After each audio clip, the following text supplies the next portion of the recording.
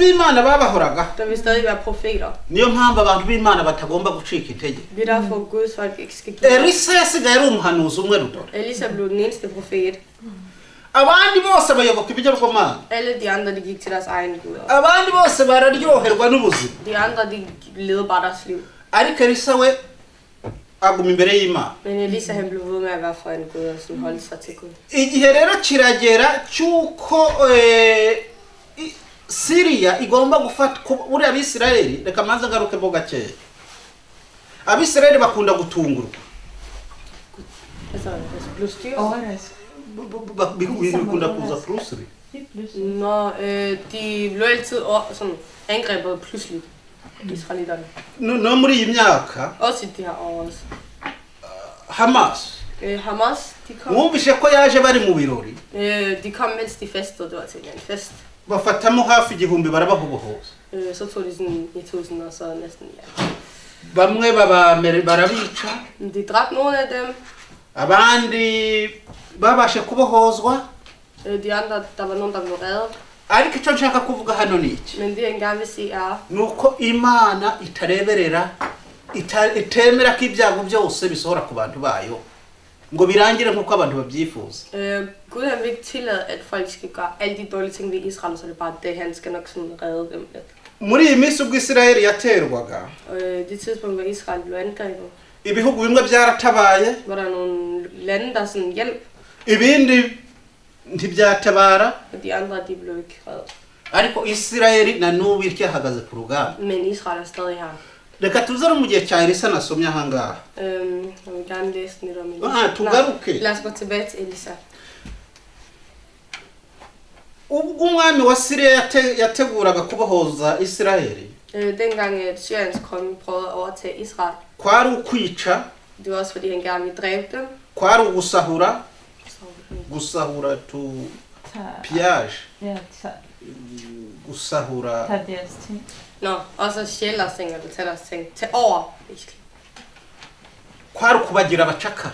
Det er bare for at sådan, gøre den dårlige ting. Abayisraeli babaye slaves, babaye imyaka myinshi, bagiye baba slaves. De tog dem som slaver i lang tid. Abanyafrika, afrikaner, twe tuzi kuba abacakara icyari cyo. Tuzi cyo kwitwa aba slaves. Nå, jeg ved godt hvad det sådan er om, altså at man kaldt, hvad hedder det, slaver. N'abana bacu bajya batinya kubivuga. Vores børn står, de gider ikke snakke om det nogle gange også. Kubera ukuntu abanyafrika ibi bihugu by'i Burayi na Amerika babatwaraga mu migozi mu masheni. Ligesom sådan europæere og nogle andre, de vil sådan tage afrikanere som slaver og have. Bakabakoresha nk'ibikoko. Og bruger dem som dyr. Abisirayeli Israelitterne nabo bagize ubwo buzima bubi. Det gik også det gik ja. Hari nyamuga ng'abanyafrika umenya duhuje ubuzima n'Abisirayeli. Nogle gange så kan jeg godt se at afrikanere og israelitter har noget til. Abisirayeli babaye abacakara. Israelitterne blev slaver. Abanyafrika babaye abacakara. Der var nogle afrikanere også. Abisirayeli bahora mu ntambara. Israelitterne gik igennem meget krig. Abanyafrika duhora mu ntambara. Afrikanerne er også altid krig. Arijanya nibyo ntekereza. Det er nogle af de ting han tænker på. Ati kubera cy'ubuzima abantu babuhurira. Hvorfor er det de har liv der sådan her og folk kan ja gå igennem det samme. Ariko Imana irabizi. Men Gud ved det godt. Reka mbabwire. Intambara ziri kuri ibihugu bifite intambara byose. Alle de lande der er i krig lige nu. Bari bazi neza ko Amerika ari wo mutabazi. De tænker altid på USA som sådan dem der hjælper, som vil komme til at redde dem. Uyu munsi wa none. Det har tidspunkt der. Ndahamya neza ko Amerika nta hantu izongera gufasha. Han tror på at USA kommer til at hjælpe nogen igen. Iyo urebye muri California. Hvis du kigger i Californien. Ibiri kuhaba. Det der sker lige nu. Umuriro uhari. Der er ild. Abantu bari gupfa. Folk dør og flygter. Ubona ko Amerika igiye kureba ibyayo nabyo byasenyutse. Man kan godt se at USA snart får hvad de sådan. Kan yaba ari muri Afrika. Om det så er Afrika. Yaba ari hano i Burayi. Eller her i Europa. Twese twarebaga Amerika. Så kigger vi alle sammen på USA. Amerika er nk'umupolisi w'isi. Det er ligesom sådan USA er politiet af verden-agtigt. Ariko. Men Imana. Men Gud. njeka ko yagaragaje ko nta umupolisi w'isari umwe gusa ari Yesu. Han prøver nok at vise, at politiet for verden er ikke USA, men Jesus. Imana yonyine. Kun Gud. Ko urebye ibintu byasenyutse muri Amerika, For når du kigger og ser, hvad for noget, der er ødelagt i USA, ntazongera gutanga amafaranga mu ntambara. så tror jeg ikke, de har råd til at betale for krig og sådan noget. Igiye gusana ibiri gusenyuka. De skal bygge det op igen, altså det, der er ødelagt i USA. Bishatse kuvuga iki? Og hvad skal de sige? Intambara zizirangiza. At krig bliver færdig, eller ja. Selv. De slutter sig selv. Kuko intambara zibaho kubera amafaranga. Fordi at krig er der kun på grund af penge, altså sådan, ja. Amafaranga atari mu ntambara. Hvis der ikke er krig til krig, nej, penge til krig, Intambara zirirangiza. så vil krigen bare slutte, fordi de har ikke penge. Hano rero muri ku nkuru yacu ya Syria na Israel, Og så det der med Israel og Syrien. umwami wa Syria yatumye ku yahoraga ashaka gutera Israel ariko bakamutanga kumenya makuru. Umwami wa Syria yashakaga gutera Israel ikamenya makuru mbere. Når, hvad hedder det, Syriens konge planlagte guide eller noget ved Israel, så fik det altid nyhederne, altså sådan, det vil altid vide et eller andet. Umwami wa Syria agahora yibaza impamvu urugamba rwe rumenyekana tararutangiza. Og han vil altid, altså kongen af Syrien vil være irriteret, fordi hvorfor er det, de vidste, hvad der vil ske, altså når han er planlagt det. Twasomye ati yatangiye kwibaza ko mu basirikari be harimo umuntu ujya kumena ibanga. Han ville læse, at han troede, at der måske var nogle spioner. Ariko ibihishwe ibivugirwa mu bwiherero, ibivugirwa ahantu hihishe, in secret. Men i hemmelighed. Ibintu bivugwa mu rwihishe. Men ting, der bliver sagt i hemmelighed. Umwuka w'Imana ubera hose icyarimwe. Men Helligånden er her altid. Umwuka w'Imana ubera hose icyarimwe. Guds ånd er altid. The Helligånden. Ja, Helligånden. Yeah? Det er overalt. The Holy Spirit all over the world. Umwuka w'Imana wamenyaga amabanga y'umwami wa Syria. Helligånden vil jo selvfølgelig vide hemmeligheden. Ikagenda ikayahishurira Elisa. Så vil Elisa så vide det. Elisa akabwira ubutumwa ku mwami. Så vil Elisa fortælle til kongen. Umwami akitegura. Og så vil kongen så være klar. Umwami wa Syria agahora yibaza impamvu Israel ihorira maso. Så vil Syriens konge altid undre sig, hvorfor de ved det og sådan noget.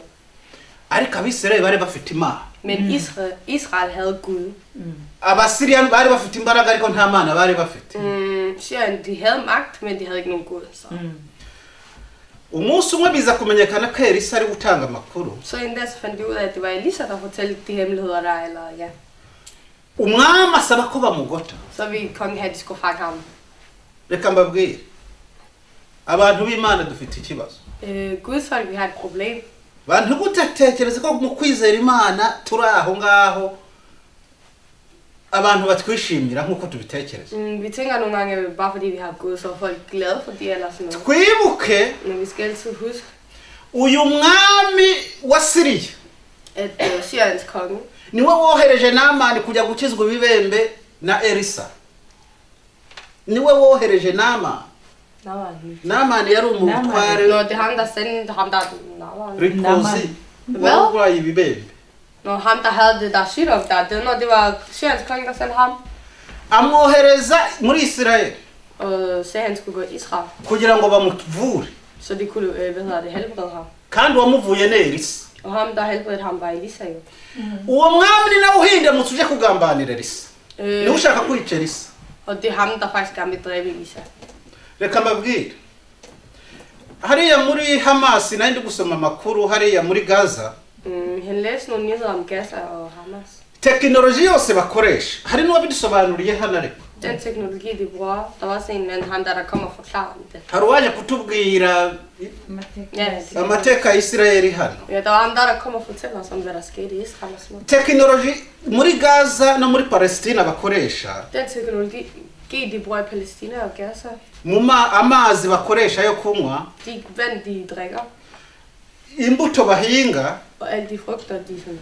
Teknoloji bayikura muri Israel. Men de tager al den teknologi fra Israel. Abisirayeli nibo bagenda kubahereza byose. Israel er faktisk dem, der hjælper dem med de fleste ting. Ariko ni nabo bahindamuka. Men de er så dem, der så går tilbage og bakaza kubica. får dræbt dem.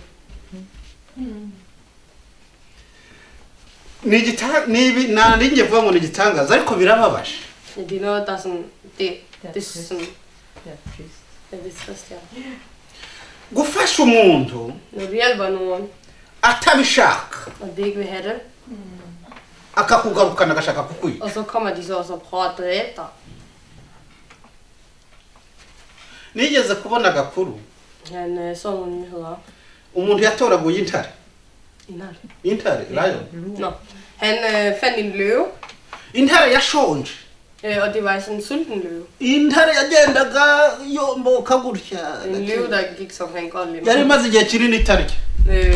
Det gik lang tid før den spiste, None hafata icupa ry'amatara yihereza.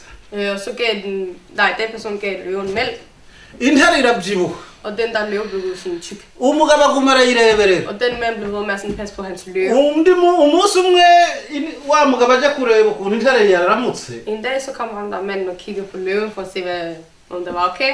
Ya ntare iramufata imucamo kabiri. Så spiste den ham. Ærgerligt. Iwacu Derhjemme, tugira umugani. så har vi Lignelse. Lignelse. Umugani. ja, en, hvad hedder sådan noget? En lignelse. Lignelse. Ati kugirirwa neza n'uwo wayigiriye ubugira imana. Ugirirwa neza n'uwo yayigiriwe abagira imana. Ushobora kubitaranzura Se det igen. Se det igen. Kugirirwa neza Hvis noget godt bliver gjort mod dig, n'umuntu wagiriye neza og den person, der gør det gode, ubugira imana. så gør du det for Gud. Så basically den, der gør noget godt ting. Det er ligesom, hvis du bliver hjælpes med en person, du har hjælp, de er chance. Iyo ufashije umuntu Når du hjælper nogen, umuntu aribagirwa. så glemmer de det nogle gange. Ariko iyo umugiriye nabi Men hvis du gør dem noget dårligt, ntago yibagira. så glemmer de det ikke. Ahora yibuka. De husker det altid. Ariko wagiriye umuntu neza Men når du gør noget godt, nyuma y'imyaka 3 efter 3 år, så er det glemt.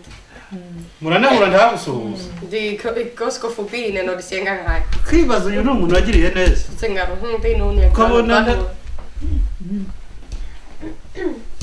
Bishatse kuvuga iki?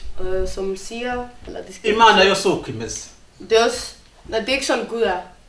Imana itugirira neza Gud gør noget godt ved os. nubwo twayigirira nabi. Og selvom vi gør dårlige ting mod Gud, Imana itugirira så vil neza. Gud stadig gøre noget godt til os. Babasirikare baraje Elisa abasaba ko Imana ibahuma amaso. Dengang de der soldater kom fra Elisa, så sagde Gud, at Gud skulle gøre dem blinde. Ariko atarabahuma amaso ntaragera ku murongo wa 16. Før at deres øjne blev blinde. Umugaragu wa Elisa yasohotse hanze mu gitondo kare kare. Elisa han stod op rigtig tidligt. Umugaragu wa Sava. Nå, sorry. Hvad hedder det? Den person. Elisa tjena. Ja, Elisas tjener stod op rigtig Yarabyutse mu tidligt. gitondo kare. Han stod op tidligt. Abona umusozi wose wuzuye abasirikare. Og så at hele det der bjerg, det var fuld af soldater. Agaruka kwa Elisa Så kom han tilbage til Elisa og ati turapfuye. at vi er færdige, vi dør det om lidt. Ati twagoswe. At der vi over, hvad hedder det? Der er bare en... Elisa yari umuntu w'Imana. Elisa var Guds... Ntago urupfu rwari rumuteye ubwoba. Han var ikke bange for død. Aramubwira ati Så fortalte han ham, atubonye iki? hvad har du set? Ati nabonye abasirikare benshi. Så sagde han, at han så mange soldater. Elisa aramubwira ati Så sagde Elisa til ham, abaturinze barusha ubwinshi abo wabonye. dem der sådan hjælper os og sådan, hvad hedder det? Ja, dem der beskytter os, de er mange flere end dem der er efter os. Hari indirimbo Der er en sang. ivuga ngo turarinzwe. En sang der siger, at vi er reddet. Eller Ati beskyttet. turarinzwe. At vi er beskyttet. Kandi ingabo ziturinze. Ingabo ziturinze. Som er beskytter os. Hvad? Ingabo ziturinze. Nå, og Abasirikare dem der sådan beskytter os, barusha imbaraga abarindiye isi. de har mere magt eller kraft end dem der er efter os. Abantu bazi ko Putin akomeye. Der er mange der tænker, at Putin er sådan meget magtfuldagtig. Ariko Imana buri imukuyeho amaboko. Men hvis Gud tog han sådan væk, Yarutwa n'inyamaswa yitemberera mu ishyamba. ja, Imana imukuyeho amaboko. Hvis Gud tog hans arm, så... Det skulle lade ham. Ntawakongera kumwibuka. Så er der ikke nogen, der kan redde ham. Imana imukuyeho amaboko. Hvis Gud... Ja, bare... Ntawakongera kumwibuka. Elisa asaba kuba abantu bahinduka impumyi. Elisa? Ude? Han beder til folk, at det skal være blind. Den er Nå ja, han beder, at de der soldater skulle blive blinde. Bose barahuma. Så blev de alle blinde. Abari baje kwica Elisa. Dem, der kom for at dræbe Elisa, Bose baba impumyi. de blev alle blinde. Kandi bari baje kurimbura Abisirayeli. Og de kom også for at tage over Israel. Og... Elisa arabafata. Så Elisa tog dem. Impumyi. Så blev de blinde. Muza tugende. Lad os gå. Nkayo byinzira. Så kunne de ikke finde vej. Arabajyana bageze imbere y'umwami wa Isirayeli. Så tog han dem fra en konge af Israel. Ati dore abandi bo bari baje kutwica. At det er dem her, der kom for at dræbe os. N'impumyi. De er blinde. Abantu batwanga n'impumyi. Dem, der hader os, de er blinde. Amen. Abantu banga ubwoko bw'Imana n'impumyi. Dem, der hader Guds folk, er blinde. Nukuzitwara Det er ligesom at tage dem tukazigeza imbere ya Yesu. og tage dem foran Jesus. Babwira Yesu ati humuriza impumyi. At sige til Jesus, at gør dem, få dem til at se igen. Elisa, akimara kubona abo bantu bose bari bamuteye baje kumwica. efter han så alle de der kom efter ham for at dræbe ham, Ntago yabishe. så dræbte han dem ikke. Yasabye Imana gusa ko bahuma. Han sagde bare til Gud, at han skulle gøre dem blinde. Asigaye batwara imbere y'umwami. Så tog han dem for en konge. Umwami wari uri mu mubiri. Umwami utaruzi imbaraga z'Imana. Ja, kongen, som ikke vidste, at sådan Guds magt eller kendte. Yaravuze ati tubice. Han sagde sådan, gå og dræb dem. Elisa ati reka. Og Elisa var sådan, nej, det skal vi ikke. Ati abangaba babaye ingaruzwa mu heto zacu. Det her, det bliver vores. Babaye abacu. Det er vores nu, agtigt. Ati ahubwo reka tubereke ko dufite Imana. Men i stedet for, lad os vise dem, at vi har en Gud. Aha harimo isomo rero ari naho ngiye kurangiriza. Og han skal lige slutte med en nej. Nitubona batugirira nabi. Når vi ser dem, der gør os dårlige. Nitubona batuvuga nabi. Dem, der snakker grimt om os. Nitubona batugambane. Dem, der sådan, ja, planlægger dårlige ting. Icyacu nukubazana imbere ya Yesu. Det vi skal gøre, det er at tage dem foran Jesus. Ntabwo ari ukubasubiza. Det er ikke at bare gøre dem sammen mod dem og sådan have. Nukubazana. Det er ligesom, vi skal bare tage dem. Tukabahagarika imbere ya Yesu. Så skal vi tage dem foran Jesus. Tukabwira ati Yesu babwire ko kuri Imana ishobora byose. Og så Jesus, så skal vi sige til Jesus, at han skal. Ati humura amaso y'aba bantu. Han skal få dem til at se. Izi ngabo zimaze guhumuka. Efter at de der soldater, de kunne se igen. Zabonye ziri mu mugwa mukuru wa Isirayeli. Så de, at de var i Israel, og ja, de var overtaget selv. Reka tuvuge ko zagize ubwoba. Lad os bare sige, at de blev bange. Kuba ugejejwe imbere y'uwo wari ugiye kwica. Hvis du kommer foran dem, eller du bliver taget af dem, du skulle dræbe. Ukahagera uri imbohe. Og du kommer der, og du sådan, ja, taget-agtigt. Iki Imana idusaba rero. Det Gud siger til os. Iki saba Imana uba abahanuzi b'uyu munsi. Det Gud siger til alle de profeter i dag også. Ni abantu bavuga ubutumwa mu kuri no mu mwuka. Det er dem, man skal snakke i sandhed og i ånden. Nibo bahanuzi b'uyu munsi. Det er de profeter, der er der i dag. Abantu bahagarara nka Elisa. Dem, der står som Elisa. Abantu batifuza kugirira nabi. Dem, der ikke vil gøre dårligt. Kuba bagirira nabi. Til dem, der gør dem dårligt. Abantu batifuza kukwanga ababanga. Dem, der ikke vil have dem, der hader dem.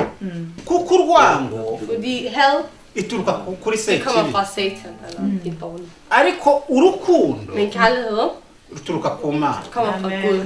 Byagorana kuvuga ngo uri umuhanuzi. Det er svært at sige, at du er en profet, Niba muri wowe når du har had i dig. ntabwo uri umuhanuzi. Ja, så er du ikke en profet. Urabeshya. Du lyver. Umuhanuzi En profet, nureba Anaclet ati det er ligesom at kigge på ham. yabona mfite ikintu kitari cyiza. Og hvis han så profeten ser, at han ikke har noget godt i sig, eller han har noget Aho dårligt. kugira ngo ugende kwa so kuvuga I stedet for at gå til Suk og sige, ham der er noget mærkeligt eller et eller andet. kamtimari. Så kommer du til ham, Ukambwira ati Anaclet og så sige til ham, ati hari ikintu kitari cyiza nabonye. at der er noget i dig, jeg har set, der ikke er så godt. Ati ukwiye kugikosora. Du burde ændre det. Ariko nujya kwa Suko Men hvis du går til hinanden eller til Suk og snakker, cya kintu kizakomeza. så Så vil den dårlige ting blive ved med at være der. njye abantu bari kunseka Så går han og så alle griner eller sådan, ja. nugera mu bantu hanure Og så går du i de andre og så begynder så at profitere. ntago ari uguhanura Så er det ikke at profitere. uri kubeshya Du lyver. umuhanuzi nyawe En rigtig profet, nugaruza abantu ugwaneza de har dem der er sådan hjælp eller gør noget godt. ugarura abantu mu nzu y'Imana Tager folk tilbage til Guds hus. iryo jambo rigira ngo tuganireho Det var det han ville fortælle om i dag. byose ku Mana biri ku murongo Det hele for en Gud er i orden. ntugire ubwoba y'ibikubaho Man skal ikke være bange. Imana byose izabikosora Og Gud skal nok gøre alt okay igen. Imana ibahereze umugisha Må Gud velsigne alle sammen. Amen. Amen.